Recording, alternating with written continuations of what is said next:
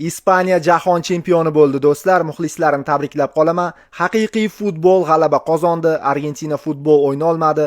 Darvoza tomonga menimcha 0 zarba 120 daqiqada. Oxirida ikkita zarba berib ko'rdi, lekin o'xshamadi. Messini bir o'zini kuchi yetmadi. Messini bloklab tashashdi.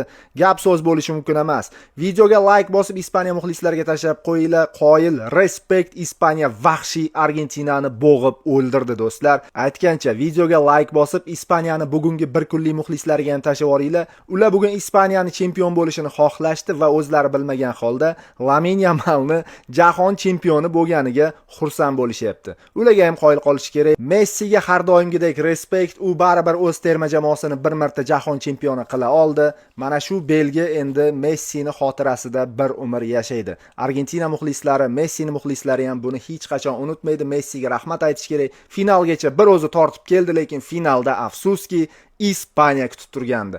Haqli g'alaba, chempion Ispaniya. Lamine Yamal 19 yoshida jahon chempioni bo'lyapti. Hammaga rahmat bolalar.